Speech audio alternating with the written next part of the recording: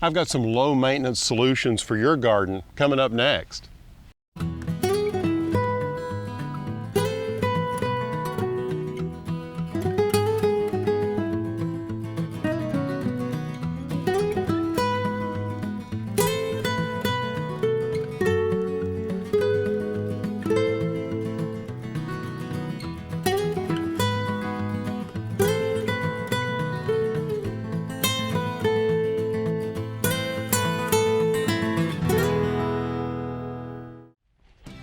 Hi, I'm Alan Smith. Welcome to the show.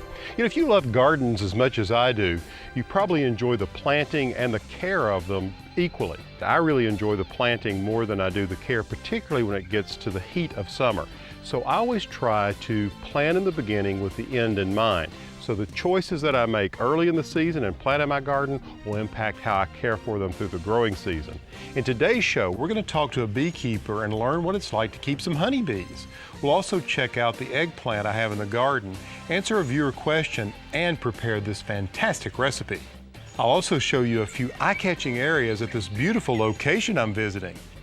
As you can see, we've got a lot in store for today's show. We're going to focus on how to keep your summer garden in tip-top shape. We'll get started right after this.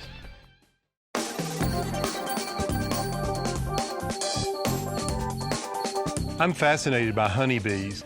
They're hard-working little creatures. Have you ever heard the expression, busy as a bee? Well, bees play an important role in the pollination of flowering plants and are the major type of pollinator in ecosystems that contain flowering plants. Hey, and if you grow a garden, you know how important it is to have some pollinators around to produce all those delicious summer vegetables. Larry Kitchler is a friend of mine and a local beekeeper who keeps hives in his backyard in suburban America. I've been living next to Larry for 8 years now. I do feel like that I've benefited from Larry's bees being so close with my flowers and my vegetable garden, and an occasional sweet jar of honey doesn't hurt the situation either. And how long have you been keeping bees, Larry?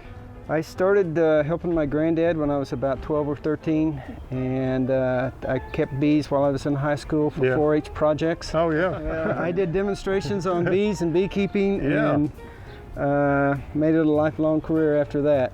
Well, it's amazing how you can keep bees just in your backyard. You don't have to have a lot of room.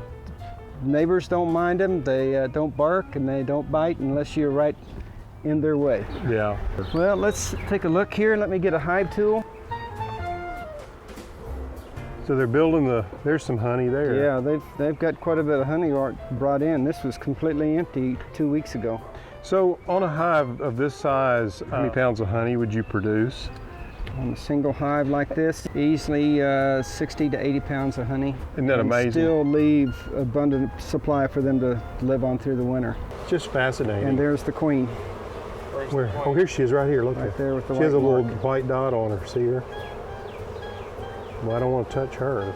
Larry, I sure have enjoyed it, and I appreciate you showing me your little backyard farm here. Thank you. Yeah, keep up the good work. I've enjoyed it too. You're in a real sweet business. It has been a sweet business for sure. After the break, we'll check out some low-maintenance beauties here at Pleasant View, so stay tuned. When you focus on low maintenance for your garden or landscape, you know you don't have to give up on big, bold color. It's one of the reasons I wanted to bring you here. This is one of my favorite display gardens for new introductions of plants. This is Pleasant View Gardens. It's a great greenhouse operation up here in Loudon, New Hampshire. Here you'll see a kaleidoscope of color, foliage, and blooms. Everything from a wall of supertunias in every color you can imagine to beautiful coleus and foliage plants. You'll find something for both sun and shade in just about every kind of growing condition. Under this fantastically shaped arbor, you'll see all kinds of shade-loving plants, and of course the sun lovers are planted in beds all around the entire facility. Okay, now let's get back to this low maintenance idea. This is a beautiful pinwheel effect of all coleus. Now these are sun-loving coleus, and some of my favorites are represented here. We have El Brito. That chartreuse one over there is one called Lime Life, and then Sedona with its terracotta colored leaves. I use these a lot in all my designs. I've found that they are very effective in the landscape, and as you can see, they produce really extraordinary bold color. Now there's some things you need to understand when growing Coleus like this. As I mentioned, these plants require full sun. The other thing you want to do is you want to keep the soil consistently moist. Coleus don't like to dry out, so make sure that that soil has an adequate amount of moisture in it. And what I like to do is keep them clipped back, and that's what they've done here. That's why they're so beautifully groomed. When they begin to put out a flower spike, I just shear those off because it's really this gorgeous foliage that I'm after. You see, that's really where all the visual impact comes from. Now let me give you a little color tip. It's a trick that I use when I'm coming up with color schemes. If I decide I want to use a Coleus like this one called El Brito, I'll pick a leaf and look at it very closely. And when you do, you'll see that there's a wide range of colors in that. Any color that you choose in the way of a companion plant to this leaf will blend harmoniously with your composition. So as you can see, I could choose something that's chartreuse, even yellow, pink, burgundy, even orange tones. You see, with a single leaf, you can color match any type of flower or foliage for your color scheme for your garden. It's really a great way to go into the garden center and look for what you're going to plant in your flower beds or containers. As I've said many times before, with foliage with bold color like this, who needs flowers?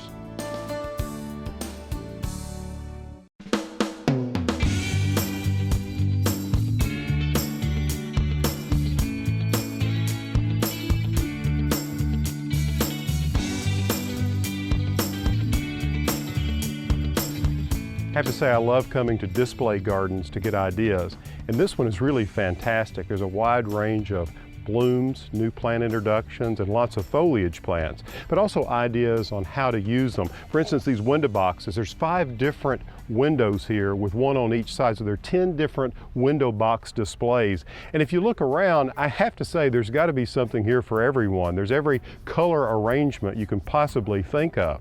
Now take this one for instance. I love the combination of foliage and bloom here. The centerpiece is this beautiful sun Coleus, and what they've done is they've echoed off of this leaf all the other colors that you see here in this window box. If you start down here on the far end, you see this wonderful Sweet Caroline sweet potato vine. This one's called light green, great chartreuse color. And just under it is Intensia blueberry phlox. And above it, that's a coreopsis called salsa. It stands up to the back of the box. But then cascading forward is a little plant called Biddens. It's called Goldilocks Rocks.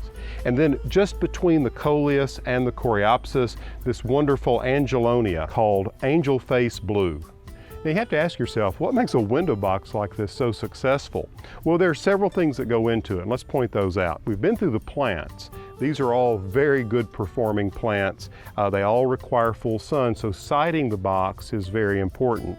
I find that even for full shade plants, morning sun is better than hot afternoon because it's very challenging to keep one watered if it's getting intense sun on it all day long.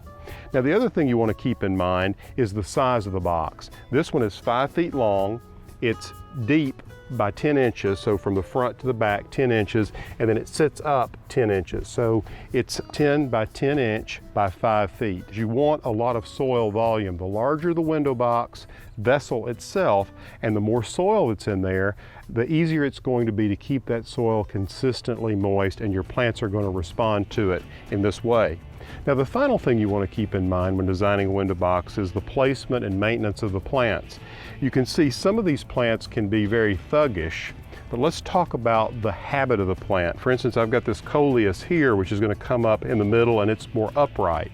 I've got an upright plant here and an upright plant here, and I have cascaders coming across the front. So think about that. You want those that'll spill over the edge in the front and the tall ones in the back. Don't be afraid to pinch these back. The sweet potato vine will certainly need some editing, as will this Coleus. Otherwise it will take over the Bidens, the Goldilocks Rocks, as well as the Intensia phlox. Just when you think you don't have any room to garden, look at the windows in your house. Maybe virtually every one of them could be a place for a beautiful garden like this.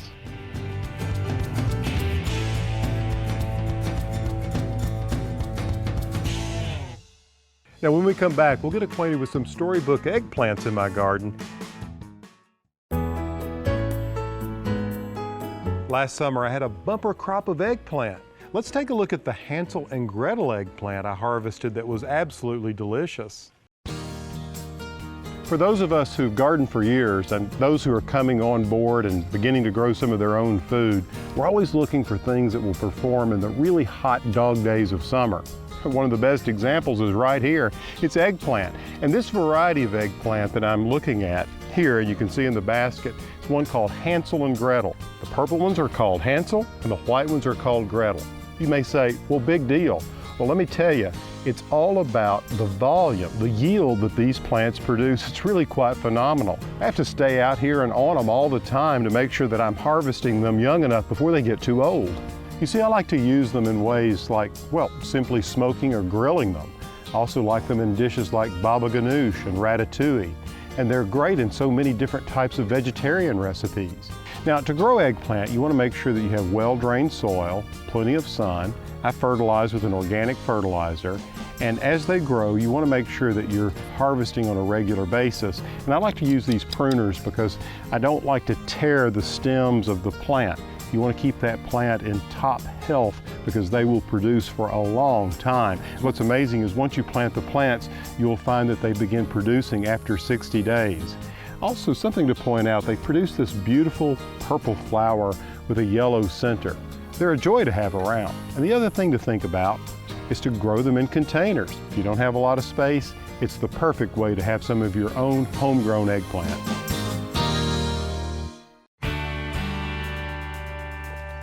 I've often been asked for watering tips to help plants survive the brutal heat of summer. Now, whether you're experiencing a short dry spell or struggling with a deepening drought, there's plenty you can do to help your plants survive and even thrive during the dog days of summer. Try placing plants with similar water requirements together. This will save you a lot of headaches. You'll be able to water smart, which means you won't waste moisture on plants that don't need it or neglect plants that do. You can also go native. You see, native plants are flowers and trees and shrubs that have evolved in a region over thousands of years, adapting to the changing environment. They've thrived on their own for centuries through all kinds of weather extremes. When it comes to low maintenance, you can't go wrong with a native plant. And keep this in mind, to a plant, organic mulch is nature's sunscreen. By covering exposed ground with a 3 to 4 inch layer of shredded hardwood, leaves, bark, even peat moss, straw, compost, or grass clippings, you can add a protective layer that keeps the soil cool, it conserves water by reducing evaporation, and it discourages weeds. You see, a red flag that you need to add mulch is when the soil tends to crust or crack, especially after a rain or watering. And when it comes to container gardening, you can't beat drip irrigation. It keeps the water consistently moist. And if you don't have drip irrigation, at least make sure you have saucers under all of your containers. This will help cut down on your daily watering. So follow these tips and you'll be on your way to a better garden. After the break, we'll make this delicious baba ganoush, so stay tuned. A great way to use all of that beautiful eggplant you harvest is to make baba ganoush. I recently made a batch and it's so easy to make. In late summer, we always have a bounty of eggplant here at the farm, and I'm always looking for ways to use it.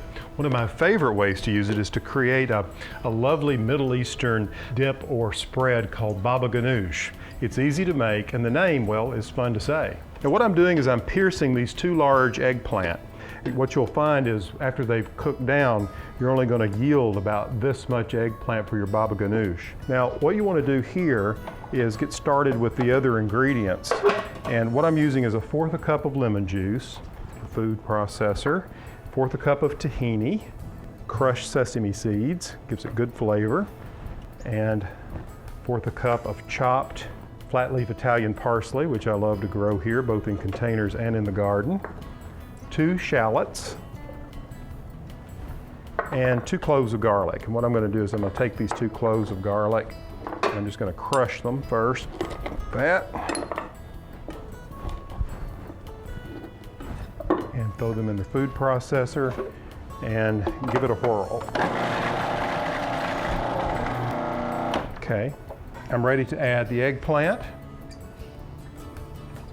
A little juice in there, and then I have some olive oil, 1½ tablespoons, and a 1/4 teaspoon of cumin, and a little salt and pepper to taste.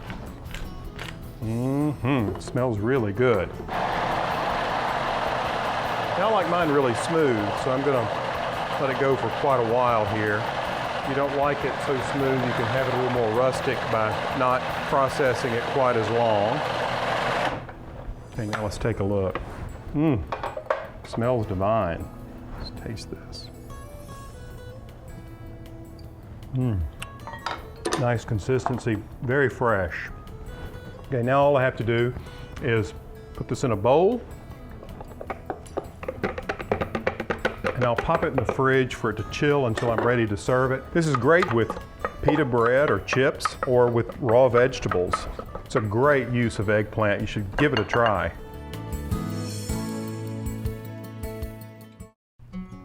A simple approach to a large area in a landscape is to plant a single variety of something en masse, as you see here with these supertunias.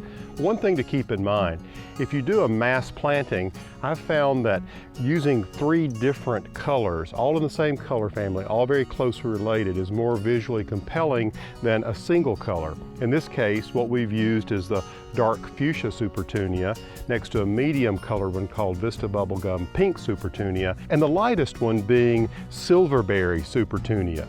You see, the effect gives more life to the composition. I hope that you found some ideas that will help you make your garden look the very best it can through the summer. Now, any of the information that you've seen in today's show that you want to pick up, you can always go to my website. It's pallansmith.com. Until next time, from the garden, I'm Alan Smith.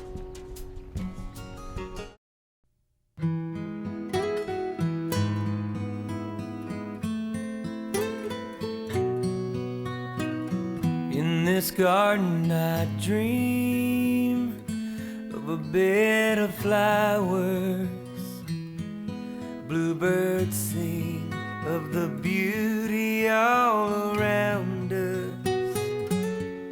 And every time the sun comes out, I can't help but smile.